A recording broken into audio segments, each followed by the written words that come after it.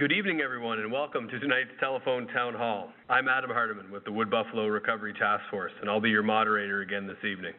Thank you for being with us for our 8th town hall that has seen thousands of you join us so far. Before we begin, if you are on a cell phone and your call gets dropped, you can rejoin us by streaming it at rmwb.ca/townhall. At this time, I'd like to turn things over to Jeanette Bankars, our chair of the Wood Buffalo Recovery Committee, for a brief introduction. Thank you, Adam. Good evening, everyone, and welcome. Sorry for the delay. Our dial-out took a little bit longer than expected. The Wood Buffalo Recovery Committee and Task Force, in collaboration with Council, the municipality, and our many partners, continues to work together to help the community recover. On behalf of the team, I'd like to thank all of you for your continued resilience during the most challenging time in our region's history. Last Thursday at McDonald Island and again on Saturday at the YMM Home Show, we held an in-person community engagement session where we listened and heard from hundreds of you. Thanks again for taking the time to talk to us. These conversations and the information you provide will help us guide our vision of recovery and also drive our decision-making. This week, please join us on Wednesday at 6 p.m. for the next public meeting of the Wood Buffalo Recovery Committee in Council Chambers at the Jubilee Centre. You can also view the agenda for the meeting at rmwb.ca. If you can't make it, the meeting is being streamed online also at rmwb.ca and is broadcast live on Shaw TV, Fort McMurray. This Thursday from 4 to 8 p.m., we're here for you at our next community engagement session at YMCA Thickwood. There we will answer your questions and listen to your concerns and priorities. We hope to see you there.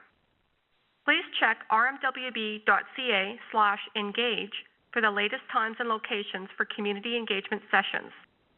I'd like to take this opportunity to update you on some of the areas that we have received the most questions about on last week's town hall and also at our community engagement sessions.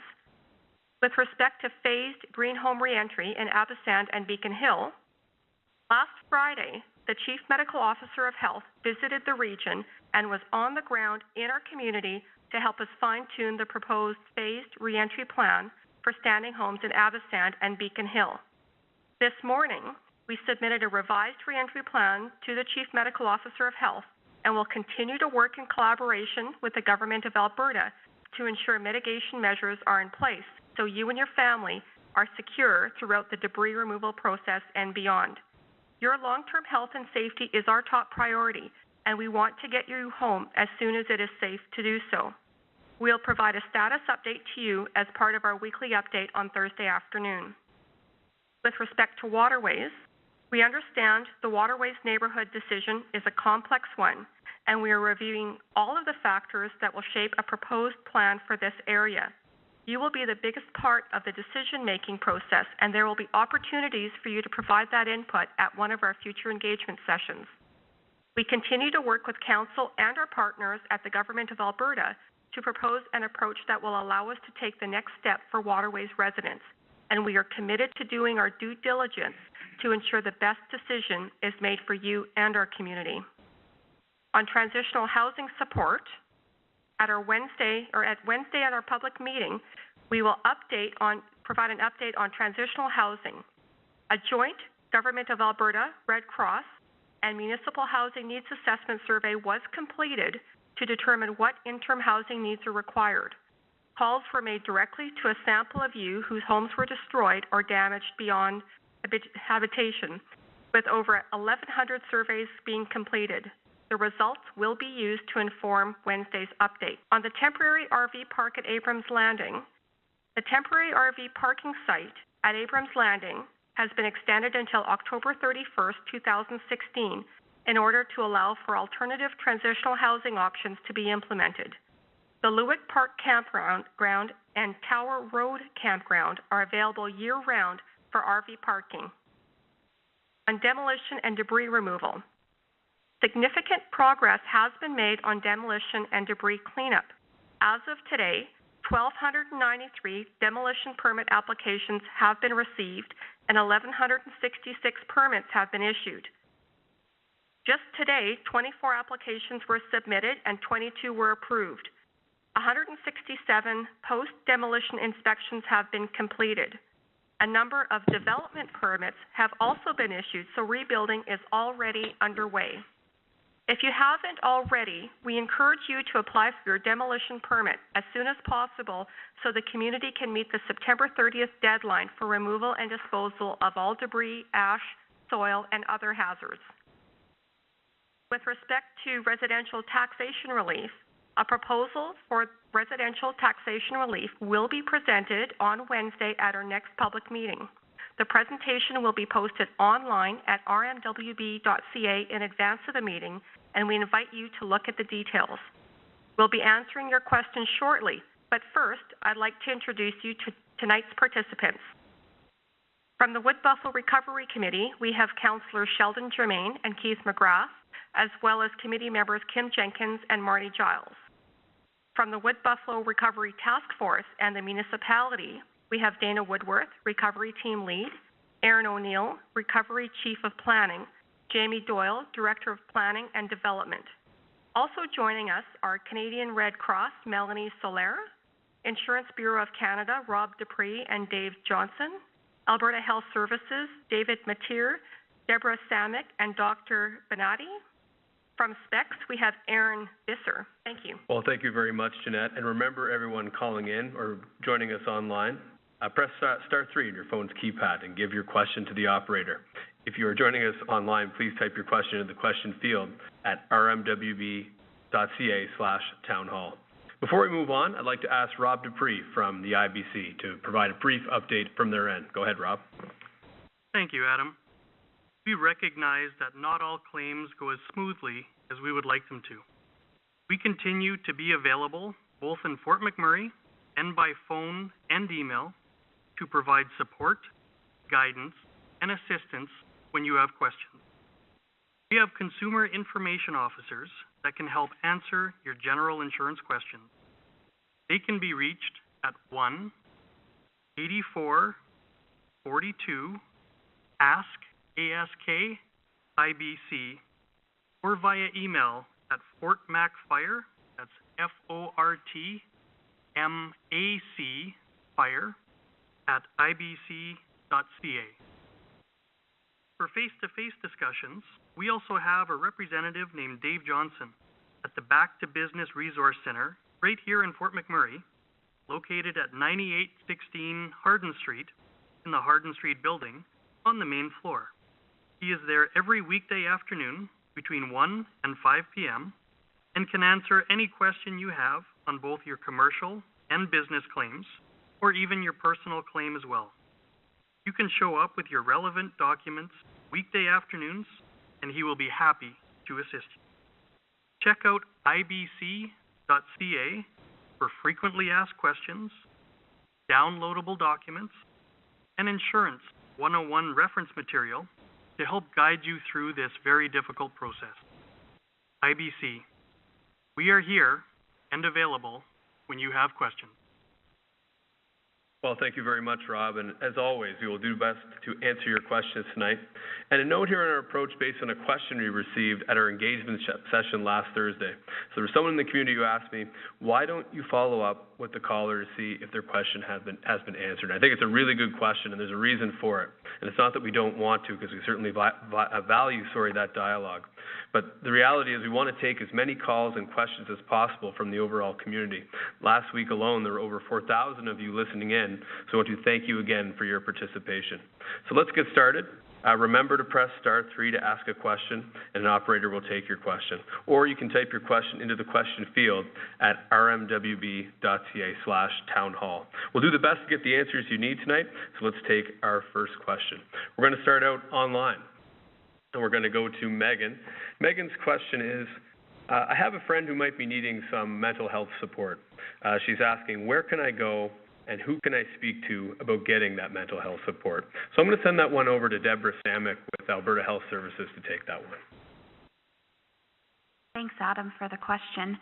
There's a range of both mental health and addiction supports available through Alberta Health Services, and from our perspective, it's important to talk about both. So to start with, we do have a walk-in counseling service available Monday through Friday from 9 in the morning till 9:15 at night. There's no appointment required. It's located at the Queen Street building at 10217 Queen Street, and you can call 780-743-7187 if you want more information. Our addiction services are located at that same temporary location. Their hours are from Monday to Friday from 8 in the morning until 4:15. They provide information and counseling for people who are concerned about their own use or for people who have family members or loved ones and are concerned about their use. Our mental health services are located on the 3rd floor of the hospital. They are also open Monday to Friday from 8 to 4:15, and they provide a range of information and counseling services for people experiencing emotional or mental health symptoms that affect their ability to function on a day-to-day basis. We certainly see people with stress, anxiety, depression, and invite you to call them at 780-791-6194 for more information. We also have a 24/7 mental health helpline. The number for the mental health helpline is 1-877-303-2642. And we also have a Fort McMurray crisis line operated through Some Other Solutions. The phone number for the Fort McMurray crisis line is 780-743-HELP, which is 743-4357. And the last resource that I would point people to is another agency that we fund. It's the Past Due Place Detox Center, and they provide non-medical detox for people requiring that service. And the phone number for Past Due Place is 780-791-2525. And I would certainly encourage people, if you're not sure if the service, which service to call, or if you're thinking that you might benefit from some, please feel free to call any of the numbers, and would be happy to provide you information and help you get to the right service. Well, thank you so much, Deborah, and thank you, Megan, for the question. We're going to stay online. We have a lot of questions coming in online tonight. This one is from Douglas, and he's asking, I am uninsured. I've lost my house in Abisan. Is it possible that Red Cross would cover the demolition cleanup, given that I am uninsured? And what is the contact if I want to get a hold of the Red Cross? So thank you so much for your question, Douglas. We're very sorry to hear about your loss. We're going to send that one to Melanie Soler with the Red Cross to take that for us, please. Hi, good evening. Thanks, Adam. I'm also sorry, Douglas, for your loss. And the Canadian Red Cross is currently developing a program working closely with RMWB to see if there is a way that we can develop a program across the board to be able to reach as many uninsured property owners for debris removal. I will say that we're working quickly to craft that program to identify vendors and get that assistance out as fast as possible. However, if you do have a vendor in line and are ready to go now, I would encourage you to call our make an appointment with our Hardin Street office. We do have a way to see you as a walk-in client to be able to expedite that if there is an urgency and you need to move right away. Otherwise, I will suggest that certainly in the coming weeks, as soon as possible, as time is of the essence with that September 30th deadline, that the Red Cross is working hard to be able to craft a program to quickly execute that debris removal for uninsured property owners. Well, thank you so much, Melanie, for that, and thank you once again, Douglas, for the question. We're going to go to the phone. We're going to go to Kelly. Kelly, are you there? Yes, I am. Hi, Kelly. How are you? I'm good, thank you. Sorry, Kelly, are you there with us? Hi, Kelly, are you there? I am. Oh, sorry. Go right ahead with your question. I think you just cut out there for a second. Please go ahead. Hey, Kelly, are you still there? You know what? I'm going to go ahead and ask the question because we do have it here after talking to our operator. So sorry about the technical difficulty. We're unable to hear you. So I'm just going to go ahead with it. So Kelly's question was, When will temporary housing be made available in the municipality? So I'm going to send that one to Erin O'Neill, our Chief of Planning with Recovery Task Force. Erin, go ahead. Thank you, Adam, and thank you, Kelly, for the question.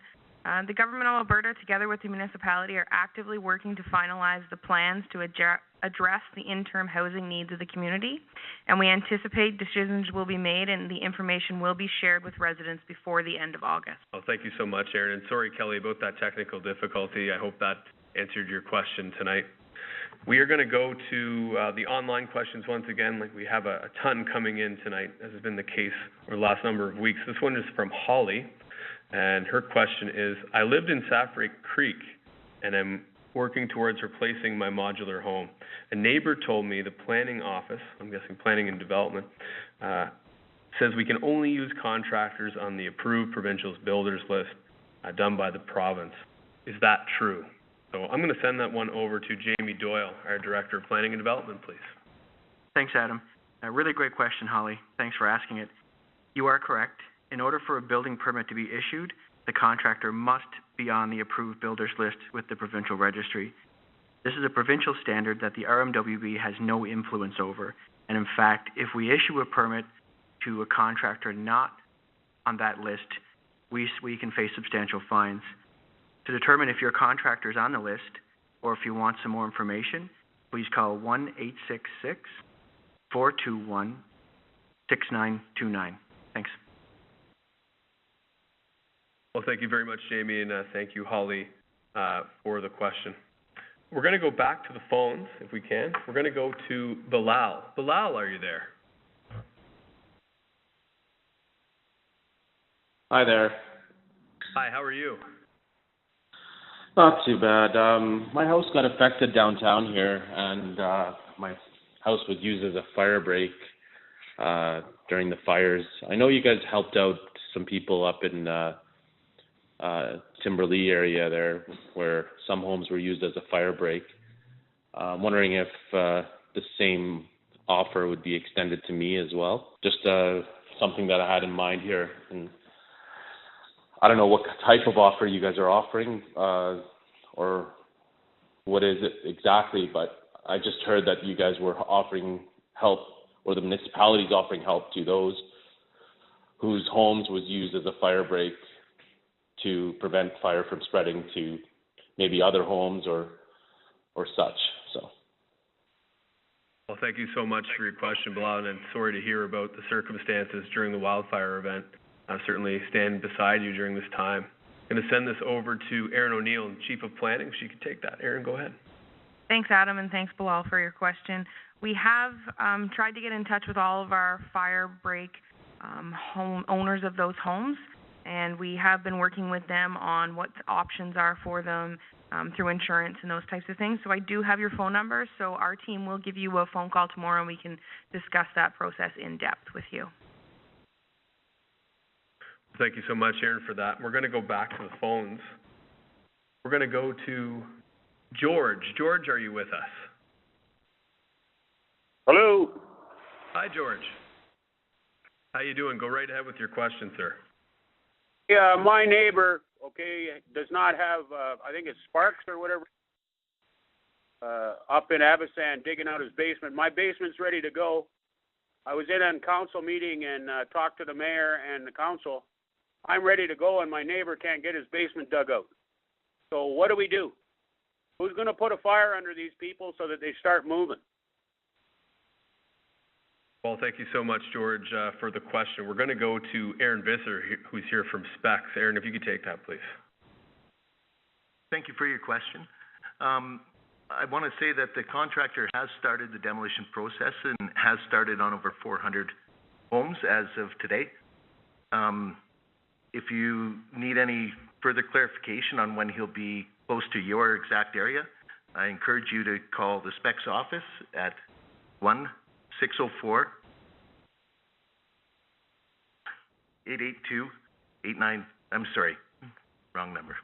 1-604-220-3003. Thank you. Well, thank you so much, Aaron, for that answer, and George for giving us that question. Certainly, demolition well underway, but everyone's thinking about when it's going to come around to their area. So thank you so much for that. We're going to go back online, and this question is from Nancy. So I'm going to go ahead and read. The question is, what is being done to help homeowners of duplexes be united with the owner of the other half of their property in cases where the owners do not know each other? So I'm going to go ahead and send that one to Jamie Doyle, our Director of Planning and Development, if he could handle that one for us. Thanks, Adam, and really great question, Nancy. We've been seeing this quite a lot, and you can go to any registry office and they'll tell you who the registered property owner is if you have the address.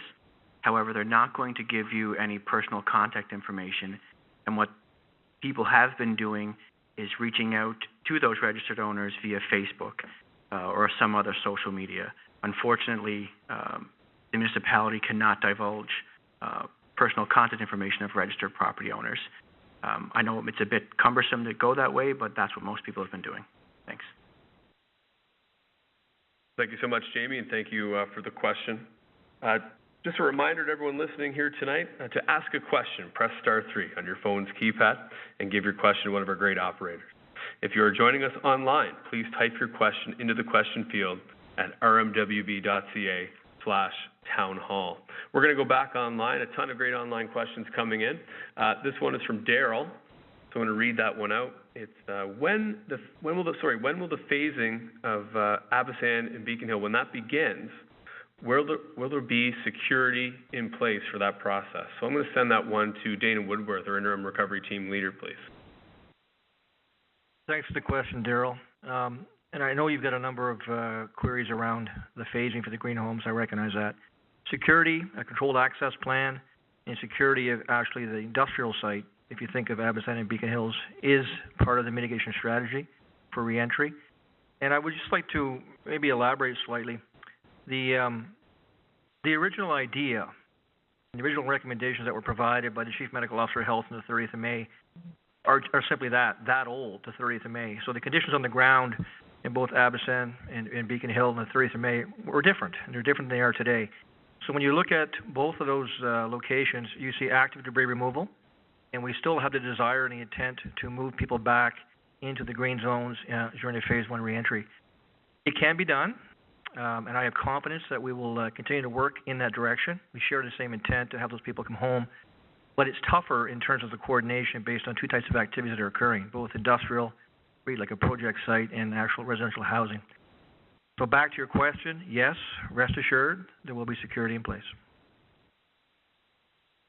Well, thank you so much, Daryl, for the question, and thank you, Dana, for providing the answer. We're going to go back to the phone. This one's related to that last question, so it'll be a good tie-in. Tamara, are you there? Hello? That's okay. Hi, Tamara. How you doing? Cooking supper, okay. Yes. It's okay. There's only 5,000 people in Fort McMurray listening. Don't worry about it. No. It's okay. We're here for you. Go right ahead with your question. Oh, thank you. My question is the update that we got last week on the feedback from the CMOH was very vague. There was actually no details whatsoever. I'm a resident of Abyssinian of a green home, and I'd like to go home. And I'm wondering where the details are. I don't want to accuse you of keeping secrets, but we'd like to know what the details are and what's really holding us up from going home. If the areas in Wood Buffalo and Stone Creek are allowed to live in their homes, how come we can't go home to ours? We're going to go ahead and go to Dana Woodworth, the interim team lead, to take this one for us. Dana? So I appreciate the question. I want to clarify, too. I've heard the statement, or maybe it's a query or a belief, that the Chief Medical Officer of Health has rejected plans. That's not the case. There has been no rejection. There's been a continued review of a number of different factors. So I'll go back to my previous comment to Daryl. You have essentially a construction site now with a residential component. So the complexity is different than if you simply did debris removal followed by allowing people back in. You need to separate the two activities, the two functions very clearly. Obviously, you need to deal with and continue to deal with the structural ash and fugitive dust. You need to have access control, vehicle control for speeds, and a whole host of issues that simply need to be worked out. And I'll put this on the table. I remain optimistic. I said it earlier, and I still am optimistic that we will find a solution that not only looks good on paper, but actually, in reality, on the ground, will provide you the safety that's required to return home. Well, thank you so much, Tamara. I hope you're doing all right, and thank you for that question. Thank you, Dana, for the answer. We're going to go back to the phone lines for our next question. This one is from Dwayne. Dwayne, are you there? Hi, how you doing? Good, how are you? Very good, very good. Look, what we're asking is, we lost our home in Beacon Hill, and we're Beaver Glen closed in Beacon Hill, and we understand that Specs is going to clear our property here in the next couple of days. And what we'd like to know, are we going to be able to rebuild before winter? Because we're in Ontario right now, and we're kind of lost. We you know what I mean? We don't have our homes, and we're here, but we'd like to get home to rebuild. But are they going to issue permits before this year? I mean, right now in the fall, so that we can rebuild. If not, we would really like to know that. Well, thanks so much, Dwayne, for the question. It's certainly a great one, and thanks for staying with us on Eastern Time to join us on the call tonight. And too bad you're out in Ontario. We can't wait to get you back home. We're going to send that question to Jamie Doyle, our Director of Planning and Development, to take the call, please. Thanks, Adam, and really great question, Dwayne. Keep in mind, we've already issued a few permits, rebuild permits. However, your area, along with Abasand, Beacon Hill, and Waterways, they can be issued conditionally. So they'll have a conditional approval, meaning that until the debris field is completely removed and the CMO has given the approval, there'll be conditional approvals, meaning you can't start anything until that approval comes through. Well, thank you so much, Jamie, for that, and thank you, Dwayne, for the question. Like I said, we hope we can get you home soon back in the community. We're going to go back to our online portion. This question is from Joanne. She's asking, is there an approved bylaw in place stating that residents cannot live in their standing homes in Abasand? We're going to send that one over to Erin O'Neill, our Chief of Planning. Please take that. Thank you, Adam, and thank you, Joanne, for your question. There is no bylaw restricting people against living in their homes. There are recommendations from the Chief Medical Officer of Health that we're working on directly, collaboratively with her office, but there are recommendations. There is no bylaw preventing people from living in their homes. There is the security access points that are up from 8 a.m. to 8 p.m. for access, but no, there is no bylaw specifically in place. Well, thank you so much for that, Erin, and thank you, Joanne, for the question. I'm going to go back to the phone lines. Fareed, are you there? Yes, Fareed. Yes, how are you guys doing? Good, how are you? Good, thank you. So my question is, I lost my home here in Stone Creek up in Timberley, but my home is a duplex. And that duplex, the other neighbor doesn't have insurance. So will the city approve me for a single home? Because now waiting for the guys could take 2 years, 3 years, 5 years, who knows? And you know how the insurance is. You won't allow that to happen, especially when you get underinsured or so much money that they can give you for your rent. So that's my question. Question number 2, if you're underinsured, what is the insurance companies will do with this, especially if your building go over than 2 years before it can be rebuilt? Are they willing to help? Is the government willing to help, or we're just going to be thrown out there? Well, Fareed, thank you so much for calling in and for the series of good questions, certainly questions that are in a lot of residents' mind right now. So we've got a bit of a three-parter. So first we're going to go to Rob Dupree with IBC, then we're going to go to Jamie Doyle with Planning and Development, then Melanie, I'm giving you the warning, we'll go to Melanie Solaire with Red Cross. So if we go in that order, we'll give it our best shot. So go right ahead, guys. Hi, Fareed. It's Rob Dupree from IBC. Thank you very much for the call, and I'm very sorry that you lost your home. In situations with a duplex, you're right, it can be very challenging when you're the owner of one side of a duplex and the owner on the other side may not have insurance or chooses not to rebuild. The first issue is dealt with more on the property law side of things. Because you do own the duplex and you own one side, you do have some obligations under that component. For the insurance, the wording on your insurance policy, and I encourage you to reach out to your adjuster to have that conversation. What happens if my neighbor does not want to rebuild and I do want to rebuild? Your insurance policy will cover you for putting back what you had. Having said that, you owned half of a duplex. If you wanted to make any changes that may affect how your insurance policy responds, then you would need to talk to your insurance representative. We do have consumer information officers available that are able to help assist and facilitate conversations. You can give them a call at 1-844-227-5422. Off to Jamie Doyle, Director of Planning and Development. Thanks, and hi, Fareed. I'd like to say it's sometimes it's not just as easy as granting a permit. What I will say is that you will need to meet the land use bylaw, whatever one's in effect when you apply, as well as any applicable safety code. Currently, planning staff, as well as some staff from Recovery Committee, are working to understand the options and challenges for those lots. One of the big concerns would be, in your particular case, is a duplex lot is a lot smaller than a single-family dwelling lot. So it would be challenging to fit a single-family home within that 23-foot lot and still meet all the setbacks. And as I just mentioned, we are looking at all of those options to better understand the issues and help resolve some of them. I'd invite you to come up to Timberley Landing at 309 Powder Drive. If you want to have a conversation with myself or one of my planners, we can certainly sit down and have a look at your lot size, and what your intentions are to help give you some better advice.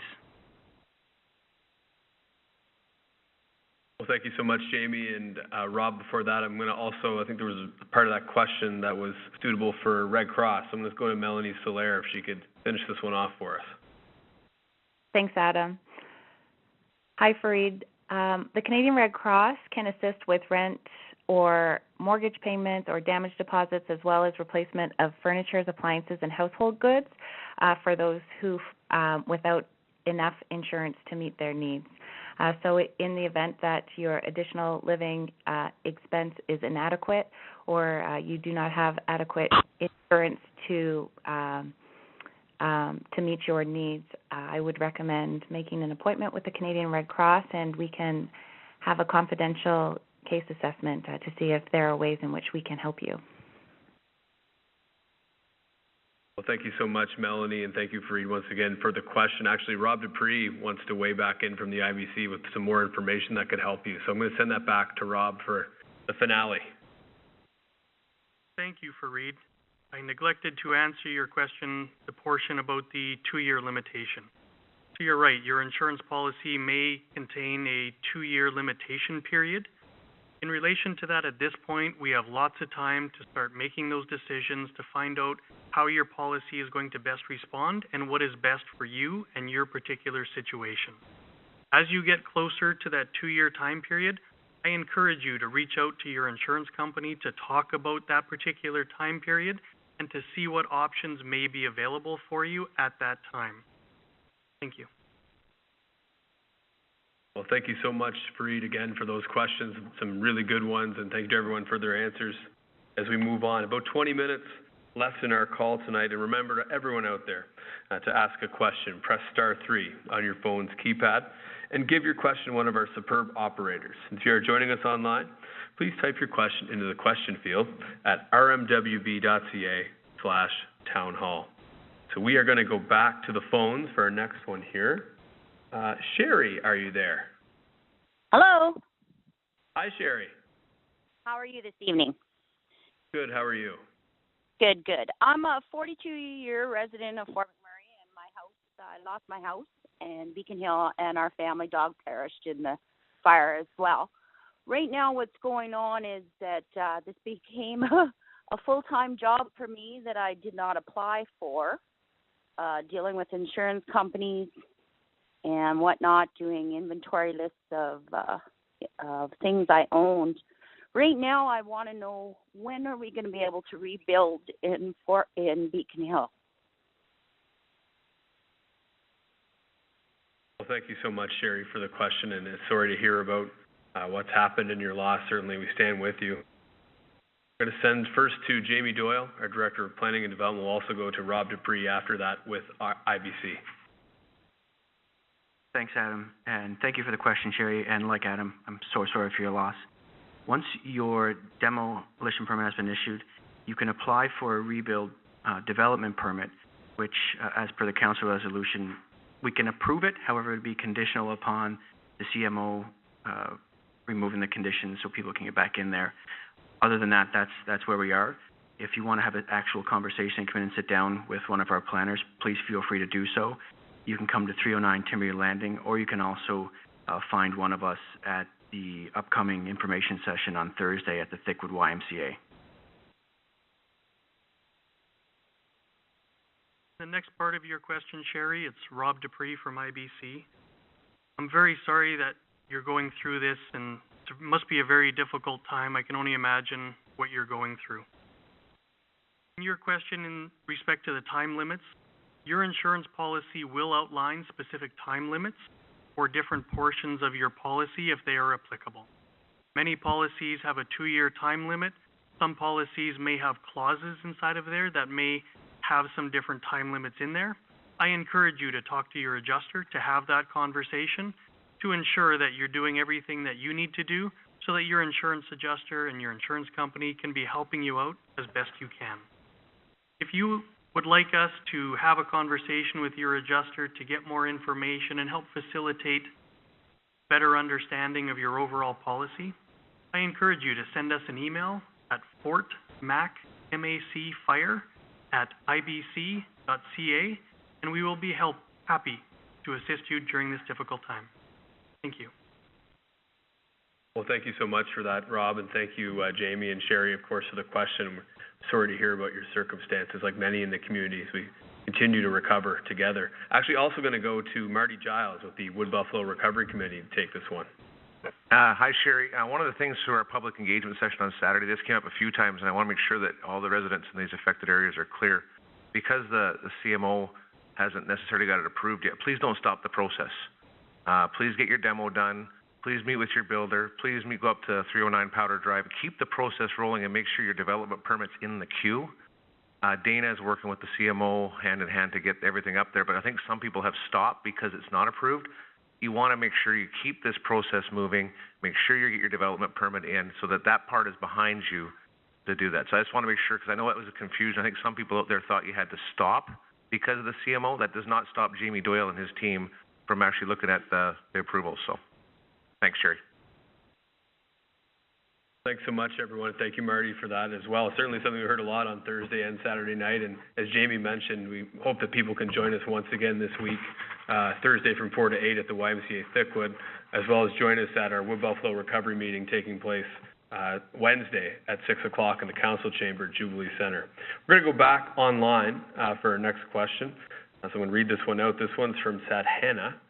And it's a question probably for Jamie Doyle, our Director of Planning and Development. She's asking, how long will the building permits take to issue a building permit? I guess a development permit is probably what they mean. So I'll send that to you, Jamie, for an answer.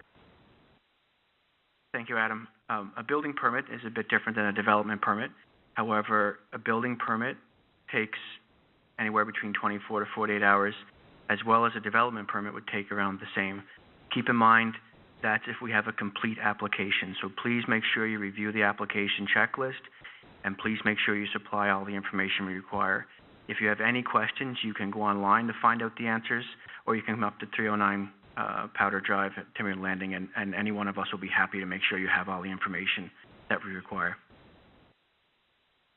Well, thanks so much for that, Jamie, and thank you for the question once again. Certainly something that's on a lot of people's minds as we recover and rebuild. So next one, we got a great one that just came in. I think, is it a phone? Okay, yeah, it's a question on the phone. This one's going to Jamie, if you're out there. Hello? Hi, Jamie. Hi. Hi, go right ahead with your question, because you have a really good one about the difference between the Abasand neighborhood and I believe it's Wood Buffalo. Yeah, this is just in a relation to a question that was asked a couple questions ago about the re-entry to Abasand and what kind of was holding up, and they'd kind of said that they wanted to be able to determine the difference between the demolition cleanup and the construction and all that. Well, I live on Warren Road, or what's potentially left of it. We have an issue with the construction on our street and the contractors. We have lots of kids, and the contractors go ripping through here all the time. So I can understand why they're trying to sort that out in Abasan, but why aren't they doing it up here too? Like, they could open the gates on the other side by Webb Drive and let them come in that way and go through even to the houses that are standing, so that they don't have to come through our residential area and that we're not at risk, or at least have maybe some more RCMP presence. The security guards are doing a really awesome job at trying to get these guys to slow down, but I've seen a couple instances already that these guys aren't giving these security guards any kind of breaks, and they're giving them a really hard time, and it's not fair because they're just trying to keep us safe. Well, thank you so much, Jamie, for bringing this to our attention and for the question. Certainly safety is our top priority. So we're going to send this to Aaron O'Neill, our Chief of Planning, to take this one for us. Aaron. Thank you, Adam, and thank you, Jamie, for your question. We do recognize we have established demolition haul routes in our demolition permit package. So those contractors are required to follow those demolition haul routes at 30 kilometers per hour. Our security guards are doing the best to enforce those, and we will make sure that there is roaming patrols of RCMP and municipal law enforcement in those areas. Specifically, to answer your question about the difference between Abasan and Wood Buffalo, is on the visit from the Chief Medical Officer of Health at the end of May, it was the level of damage in the areas that made the difference between the restricted areas and those in Stone Creek and Wood Buffalo. So we are working through those and making sure the mitigation measures are in place for Abasan and Beacon Hill, but that does not mean we're forgetting about those people living in other areas that have had damage. We're making sure those mitigation measures are in place across the board to make sure all our residents are safe. Well, thank you so much, Aaron, and thank you once again for that question. Just a reminder out there, we got about 15 minutes left, maybe a little bit less on the call, so make sure to get your calls in, whether it's on the phone or online. We're going to go to Nelson if you're out there. Nelson. So, good evening. My question is, like Sherry, I'm in Beacon Hill. Both of us actually have our lots cleaned off and ready to go. Both are in the permit process. Am I correct in assuming that when the green homes are allowed to come back, that's when they'll start issuing permits? Well, thank you so much for that, Nelson. I know we just took a question that was very similar, so I think it's a point that we want to hammer home. So we'll go to Aaron O'Neill, our Chief of Planning, and then Marty, if you could make that point again, just make it clear to make sure that people keep that process going. So I think it's a key point. We'll go to Aaron first. Thank you, Adam, and thank you, Nelson, for your question. When re-entry occurs in Abasan and Beacon Hill, this does not relieve all the conditions from the Chief Medical Officer of Health, so you can still apply for your permits. Those will still have a conditional issuance once you meet all the requirements of Planning and Development and the Safety Codes Act. However, you will be restricted to actually rebuilding your home until all debris removal is removed. We are working on that process to hopefully speed that process up for you, and we do encourage you to keep that process going. So please visit our Planning and Development office at 309 Powder Drive. Are you still there, Nelson? Nelson's gone. Just want to make sure we got the question. Okay, so Nelson, I think your question, make sure your question was, is when you get, I just want to make sure I say this right. Your question is once the Green Home Initiative can you actually rebuild? Correct? That's your question? Yes, I guess so. Yeah, okay, I want to make sure we get it right because Dana's been working on this, and I think what Aaron was saying was until the last, I guess, demolition is completed, constructed. Now, Dana, I'd like to turn this over to you because I think you really know this better than anybody. But I believe that you were looking at your body language across here. You were kind of squinting your eyes, so maybe you could help Nelson out here a little bit. Well, at the risk of being contrarian, it's all about risk mitigation. So reentry, Green Homes Phase 1 is about risk mitigation and being smart, do no harm, but bring people home. I've understood what Jamie has said. I've understood what Aaron has said. My perspective, I would be open to a risk mitigation lens as we look at the desire to rebuild. So I'm not categorical. And I put that out there openly into the forum, and I think we have to have that flexibility within the team here to have a hard look at what makes sense versus hard and fast process.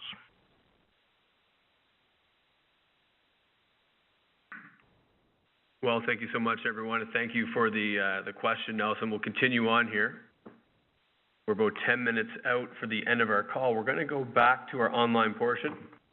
This one is from Shannon, and she's asking, is there a plan for residents who have had to obtain housing for back-to-school help to help them cover the cost of that temporary housing? So I'm going to go to, I guess, the Red Cross, Melanie Solaire, if she could take that for us. Melanie? Hi, thanks, Adam. I'm just going to clarify if the question is about financial assistance for temporary housing. I just could you repeat the bit about the back to school part? Yeah, so I think, Melanie, the question was, and I can read it again, is there a plan for residents, or will we be supporting residents who have had to obtain housing to go back to school to help cover that cost of that temporary housing? So I don't want to presume, because it's not written in the question, but I'm guessing the person, they're displaced in some fashion, or maybe unfortunately have lost their home. They've had to go get other housing. So would that person be able to go in and talk to you guys or give you a call for some potential assistance? Sure. So I'll answer that a couple ways. So if that's all right. So we have set up our housing assistance call center. So recognizing that wait times are longer inside our Hardin Street office, we are working to find a second location in Fort McMurray to be able to expand our face-to-face service. We have set up the housing call line, so people can call 1-888-553-5505 and ask for a housing assistance phone appointment. And so in that way, we've been able to rapidly assist thousands of residents in urgent, immediate rental, mortgage, or emergency household item needs. So that's one way. I'll also say if there is financial need related to back to school time, I'll have an opportunity to speak to that, is through our face-to-face case assessment, we can address financial gaps due to the interruption of the fire event to help families who are financially vulnerable for costs related going back to school, both for young children and adult learners. I hope that's helpful. Well, thank you so much for the question, and thank you, Melanie, for that comprehensive answer. Shannon with the question, so thank you so much. We're going to stay online. We've got a few questions remaining before we wrap up this evening. This one's from Carolyn. I think, Carolyn, we actually chatted about this on Saturday at the YMM Home Show. I remember our conversation, a few other conversations we had. I think, Jamie, this will be a good one on your end. The question from Carolyn is it true that patio homes in Abasand cannot be rebuilt as they do not conform to current building codes and bylaws? So if the bylaw were, to compare that to what they're going to move forward with. So, sorry, Jamie, I'm going to ask you to take that one if you could. Thanks, Adam. And as I mentioned earlier, this is a great question, but it's not just as easy as granting a permit. Currently, we're looking at all of these options. However, as I also mentioned earlier, if you did have a patio home, a semi-detached home, it's going to be very difficult, not saying it's impossible, but very difficult to build a single-family dwelling on that lot size. Now, should you meet the current land use bylaw and put another semi back there, another semi-detached home back there, as long as you meet the bylaw and current safety code or Alberta building code, you could have an approval there. I hope I answered the question. It's kind of rambling on, but basically it's going to be a difficult process. And as long as you're meeting the land use bylaw and the Alberta Building Code and Safety Codes Act, you can get approval conditionally. Well, thank you so much, Jamie. And Carolyn, I know we'll probably see you again this week at one of our engagement sessions, so please come out and join us. We'll continue the conversation, so hopefully that's a step in the right direction for you and for the other residents of Abasand. We're going to go back to the phone lines here. We're going to go to Tim. Tim, are you there with us? Hey. Just got a question. Is there any plans to rebuild the parks, like all the children's parks that burned in Abasand before wintertime? Is that on the city's radar? Well, thank you so much, Tim, for the question. We're going to go to Erin O'Neill, our Chief of Planning with Recovery, if she could take that. Thanks, Erin. Thank you, Adam, and thank you, Tim, for your question. We have done an assessment of all the damaged areas throughout the municipality, and our Parks Department and our Recovery Operations team are working to get all those areas repaired. We cannot promise you that those parks in Avisan will be rebuilt before winter, but we are working to clean up all of our parks, including Birchwood Trails and everywhere across the municipality, to make sure those areas are safe. So we want to make sure that everything's safe for our residents to go back. Well, thank you so much for that, Erin. And I'll also remind, to your point on Birchwood Trails, remind our residents listening, we did make an announcement today as the municipality supporting recovery that a majority of Birchwood Trails will be reopening, I believe, on Wednesday, Erin, if that's correct? Yes, that's on Wednesday. So check that one out online, but that certainly represents some good progress supporting our residents, but also with the Fire Smart program. So Wednesday, majority of Birchwood Trails will be opening back up following the wildfire event. So we're going to continue on, and we're going to actually ask Tracy if she's out there. Hello. Tracy, my question. Oh, great, Adam. Long time no talk. It's good to talk. My question is just for kind of furthering on the duplexes. If one half decides to rebuild and the other half decides not to, what's the obligation in terms of one homeowner on one side of the duplex versus the other, and how do you find out what your obligations are before you as a homeowner make a decision to rebuild versus not be able to rebuild? Well, thank you so much, Tracy, for the question. We're going to send that first to Jamie Doyle, our Director of Planning and Development, then we're going to go to Rob Dupree with IBC for the second part. Thanks, Adam, and great question, Tracy. An owner does not have to rebuild should they choose not to. This is Rob Dupree from IBC.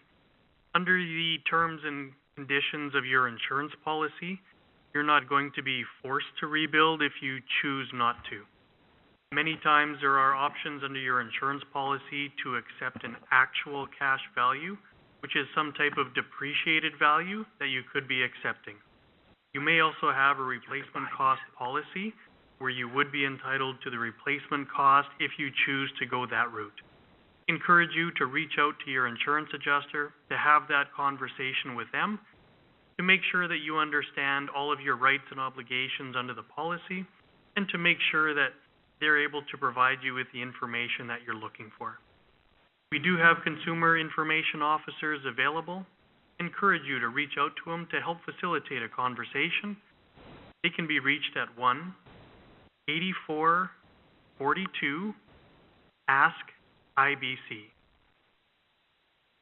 Well, thank you so much, Rob. We're actually also going to go to Councillor Sheldon Germain to weigh in on that as well. Sheldon, I'll remind you, we have a few minutes left on the call, so not that I'm trying to rush you, but we wouldn't want it to cut you off, so go ahead. Hi, Tracy. It's Sheldon here, and sorry for... I just want to answer this question because it's come up time and time again. I think my belief is the committee is going to look at land use options that will help support and give you as a homeowner some different options in the event that other homes aren't rebuilt beside you. It's not going to be easy, but it's work that we're going to undertake to review the land use in Abisan's waterways and make sure that we have as many options available for residents in the process of rebuilding. Well, thank you so much, Councillor Germain, and thank you, Tracy, for the question. Before we close out the call, I'd like to ask Jeanette Bankhurst to make some closing remarks. Thanks, Adam, and thank you to the thousands of you who joined us this evening. As we continue to recover together as a community, I hope some of you are able to attend our public meeting and our engagement session coming up on Thursday from 4 till 8 p.m. at YMCA Thickwood. For more information, please visit rmwb.ca/engage. Thanks, Jeanette. A full audio replay of this town hall will be available soon at rmwb.ca/townhall. We do recognize that not everyone's question was answered tonight. We thank you for your understanding as we do our best to answer similar questions that have been submitted throughout most of the call. We invite you to visit rmwb.ca, call Pulse at 780-743-7000, or to interact with us on Facebook or Twitter to connect with recovery and the municipality. The next telephone town hall will be next Monday, August 29th at 7 p.m. Mountain Time. Have a good evening as we are here for you, staying safe, resilient, and together as a community. Thank you.